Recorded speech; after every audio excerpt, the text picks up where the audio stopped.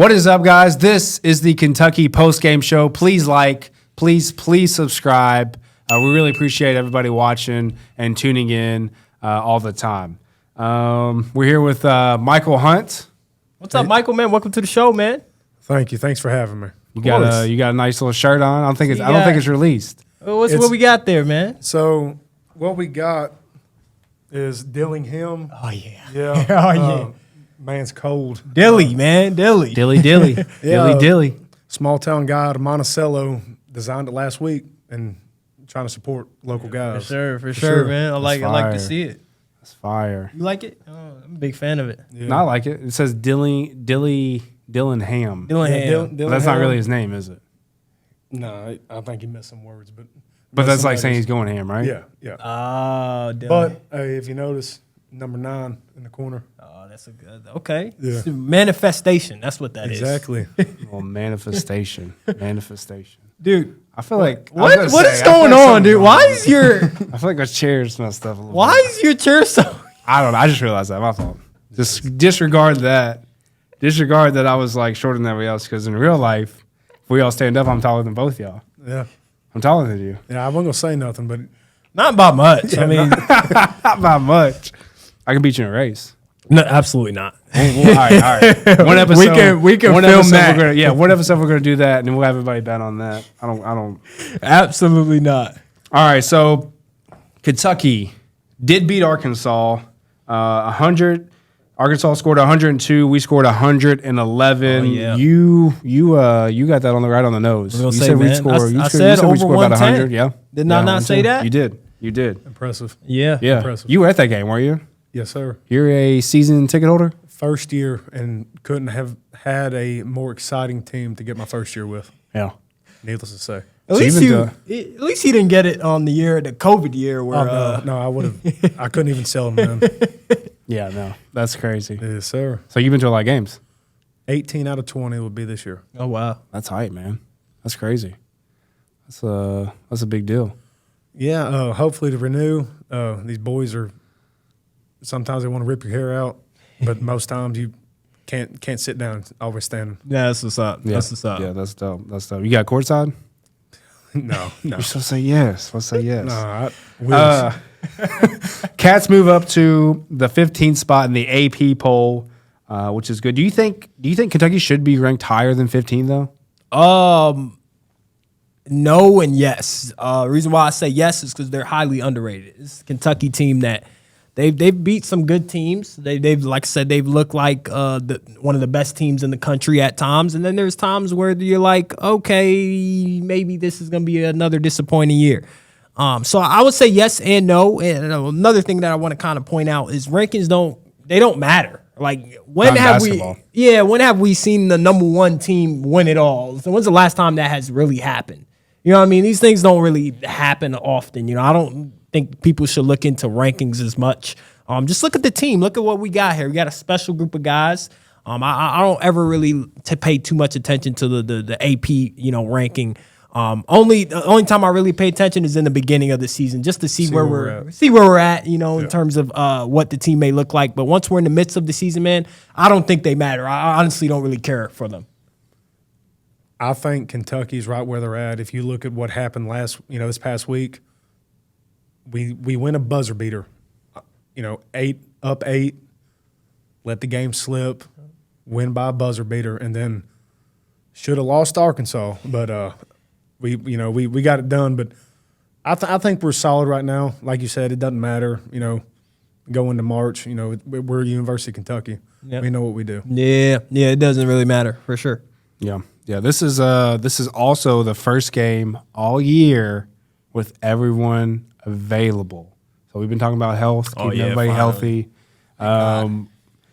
With that being said, are you more confident or less confident after seeing work Kentucky has put in with everybody fully healthy? My take is I think I'm still confident. I wouldn't say I'm less confident. One game is kind of hard to tell what they can do. It takes time for a team to really get their full identity when they're 100% healthy. So I want to say, I'm still confident in the guys. I'm glad to see we're fully healthy finally. I still think Trey Mitchell is not 100% yet. So once we get him back to his normal self as he was in the beginning of the season, we'll see what we're really capable of. I also want to say Big Z. I think he's going to be the difference maker in the tournament. I think if he's able to play at a superb level like we saw how he did with Arkansas, I think the team can go really far. And what I mean by far is Final Four bound, Elite Eight. I definitely see them punching in that level. My take on it is Wagner, ankle injury. 4 games, needed him. It's statistically proven we don't do well without him. Exactly. It wasn't a hidden thing. Trey Mitchell, he struggled. Didn't do well with him. Thing is, let me see, 3-4 games. Let me see first game of the SEC tournament. That would be full health. Yeah. Him, getting the rust off the shoulder. Like you said, man, Big Z, huge fan. Huge fan. He's the real deal, man. I feel like he's still getting a little used to physicality. And I think a lot of it is his teammates too. I think Dillingham and Sheppard really they mesh well with Big Z as well, especially from a guard perspective. I think we saw how many times we saw in that late second half Rob Dillingham and Big Z pick and roll action every single time. They got some chemistry going. And I definitely got to give my credit to Coach Cal. He doesn't get a lot of credit often. He's always the one that gets kind of criticized in a way, but you got to give him his credit. His late game execution, those past few possessions in Arkansas game was perfect. You just put it in one of your best players' hands, and you go with the pick and roll option with him and Big Z. I can't complain. The one thing I'll add here is this gives me 2015-esque vibes. Platoon. Yes, we have a platoon if we want to. Thing is, 15 had it all season minus Poitras injury. This year, we're going into second to last game. Yeah. We haven't had practice healthy platoon, so I'm kind of nervous how Cal will do the rotation. But other than that, man, we got the talent. It's up on Cal. This would probably be his best coaching job if he could pull a long run, because the roller coaster ride we've been on this year. Yeah, absolutely. For sure. Absolutely. You want it. Kentucky fans want to see it. They want to see us get the championship so bad. So talented. Yeah, and especially with this group of guys. Yeah, I agree. Yeah, I think you hit it right on the nose. This has definitely been a roller coaster of a season, whether it be injuries, talent. We've talked about everything top to bottom. New court, opening up with a loss. that we don't use anymore. Yeah, no, never. There was some soft spot. Yeah. Kentucky is loaded with such an elite freshman class. We obviously know this. Who do you think is the most valuable freshman out of all the freshmen on the team? I'm going to let you go first on this one. It's making me sweat a little bit. I'm supporting Dillingham, right, man? He is a difference maker. But if you think about it, if we have Dillingham in the first half, how many times has Cal pulled him because he's out of control? And it may not be that he's out of control. It might be the fact that he's so good with the ball that the person he's passing to don't know what he's thinking. Mm-hmm. So you got to pull him. But the guy I'm going with is, if you see before timeout that a player makes a mistake, you see who leaning on the shoulder like, man, pick your head up. I'm going to go Reed Sheppard. Mm-hmm. Yeah. Kentucky boy, homegrown, didn't shy from it. He had some big shoes to fill. He makes a mistake. How many times see a mistake? What's he do? Gets a steal. Oop, dunk. 3. Transition 3. We got some stone cold killers. It's some dogs. It's hard. It's hard to pick, but if I'm going 1-2, it's a toss up. Whether it's every day we deal with this. It's got 7 dudes in double figures. 4 of them was freshmen. So it's hard to pick, but I'm gonna go with Reed, slight advantage, just because he's more poised. Dillingham's more explosive. Reed is more poised. That's slight advantage. Man, who do you go with? You got Dillingham, who's, like you said, explosive, an elite playmaker, put up 20 points easy any given night, take over the game like how he did against Arkansas. I think his playmaking ability is underrated. He's a really good passer, especially in pick and roll situations. Man, you put that guy in pick and roll, and he's gonna make something happen. That he's an elite in pick and roll situations. Sheppard, poise, very not much emotion, but it looks like he's just having fun out there. That's what I like about Sheppard. Doesn't try to do anything he can't do. Graceful. Graceful. Confident. Not much bad, not really anything bad to say about Sheppard. But one guy that I kind of want to give a credit to is DJ Wagner. Kind of been in and out of the lineup. Doesn't get talked about as much compared to the Dillingham and Sheppard.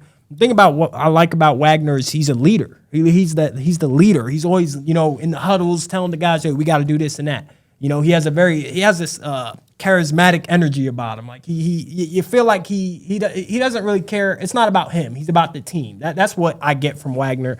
As far as his play, he's getting better. He's had one of his best shooting performances in Arkansas that we've seen all season. He doesn't try to do too much. And the thing about Wagner is he's a facilitator for this team. We're used to seeing him put up a lot of points in high school. Mm-hmm. For this team, he's looking to get into the gaps, create I guess driving lanes for himself and be able to get shooters open to make the defense commit to him while driving into the basket. So I would say he's a creator, a great facilitator for this ball club, and he's very, very underrated. Doesn't get enough credit for it. Shall I add best on-ball defender? There you go. That doesn't get talked about a lot. Very good on-ball defender for sure for Kentucky. Yep. Yeah. Last episode, we did fan questions off of Instagram. We're going to do that again. Yeah. We did 2 last episode that seemed to work well, so I think we're going to stick with it. We're going to do 2? We're going to do 2 again. All right, cool. It's my favorite part of the episode. I know. Right You like this. I want to see what the people got to say. Okay. So this is from, on Instagram, @Jordan_Turner23. I like it. Basic username. I like it. I like Reese Cups better.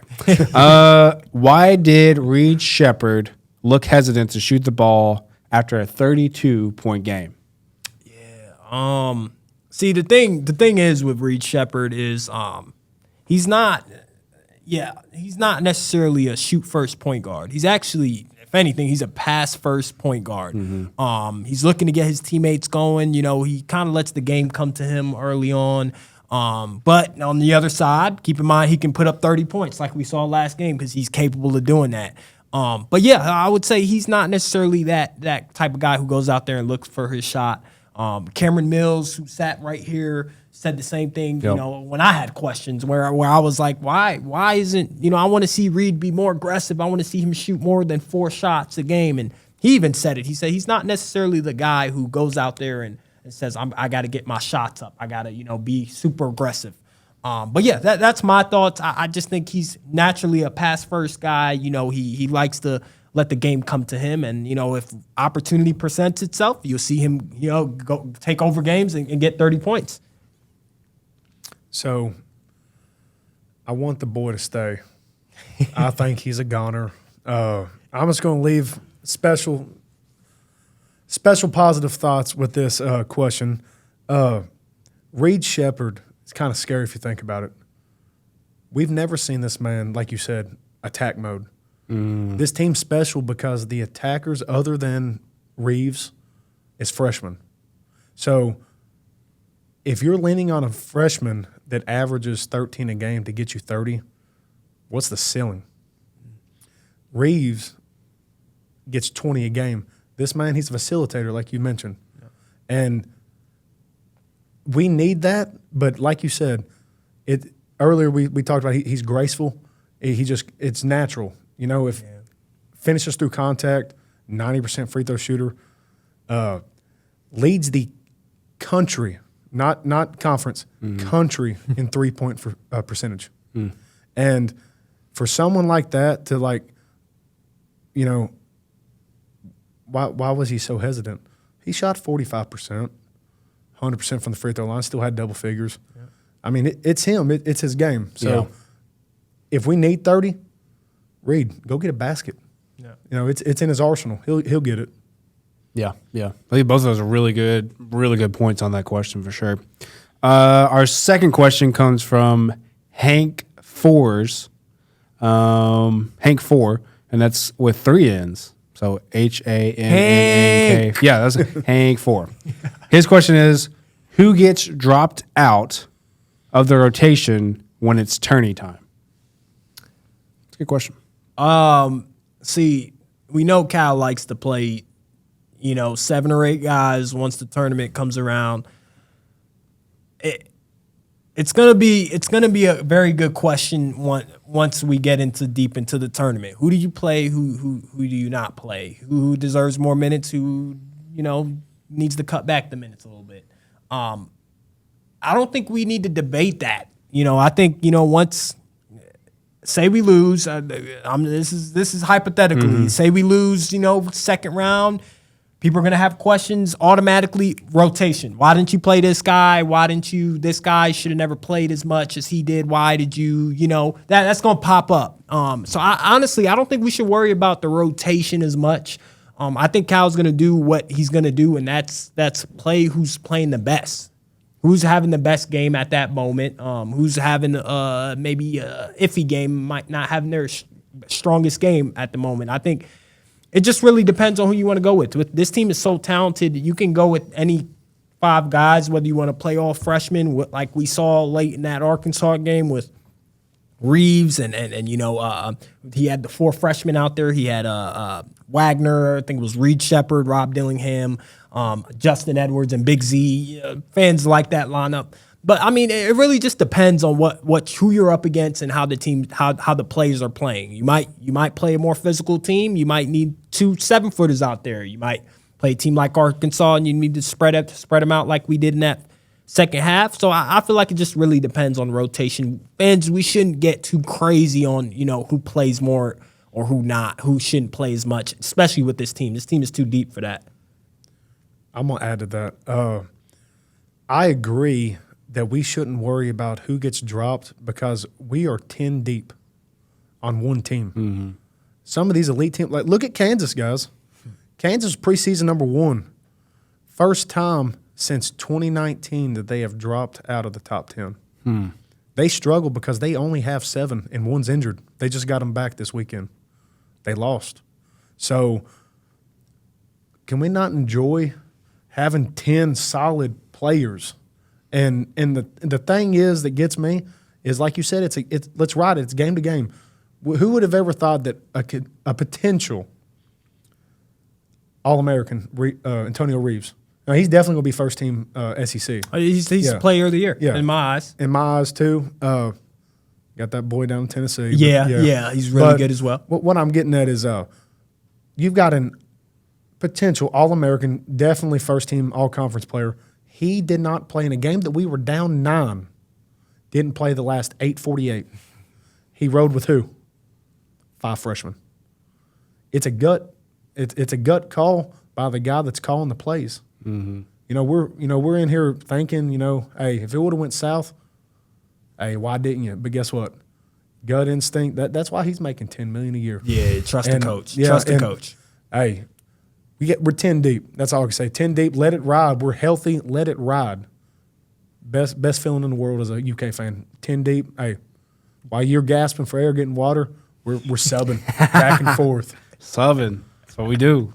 We got a lot of talent on this team, so I mean, really can't choose anybody on that, honestly. So, but still, good, really good question. Next game, we play Vandy. That will be Wednesday, March 6th at 9 p.m. at Rupp Arena. Who you got in this one? You know who I got, man. Kentucky. Kentucky's just the more dominant team, got a lot more firepower. They're going to overpower these guys. I got them scoring, I want to say 100, over 100 once again. I expect to see some other guys get some playing time in this one. I expect to see Jordan Burks get out there a little bit more. We saw, what he was able to do the last time he matched up against Vanderbilt. This is going to be another opportunity for him to showcase what he can do. I think it's going over 100 points, and that's it's going to be a W. You got to prepare for Tennessee, though. That's going to be a big game on Saturday. Yeah. Do you believe in a thing called a trap game? A trap game? Yes, I do. So what you just said is what we shouldn't worry about, hypothetically shouldn't worry about Vanderbilt. Yep. But they got us last year, and we are miles better than this team. Yep. And my thing is, it's senior night, big night for Antonio Reeves, second senior night, and we got some we got some other guys. They have to. Yeah. What? Man's so we got some other guys, you know, that they can play early. You know, Cal will probably play the other senior guys, but you know, when I said we're 10 deep, I completely forgot about Jordan Burks. Yep. But you know, I hope, like you said, I hope that we get through this game healthy. We win it, no nail biter. Take care of business like we did back in Nashville. Take care of business, and let them rest because Saturday is going to be a doozy. Yep. And that game depends on if we get a double bye in the SEC tournament. So I think we take care of business first half like we did down in Nashville. Large lead. Let the Jordan Burks, let the guys that will never be able to wear this jersey again, you know, play more than a minute. You know, play 5 minutes, play 6 minutes. You know, it's at the end of the day, it's Vandy. They're bad. Yeah. So hopefully we take care of business. But I do believe in trap games, and hopefully you don't fall in the trap. Yeah, looks like this game Saturday in Knoxville is going to affect this Vanderbilt game mentally and physically with the game plan. It sounds like between you guys, so that's an important game. We appreciate everybody watching. Please like, please subscribe. We'll be back, and we're in March, man. So March Madness, baby. Closer and closer, March Madness.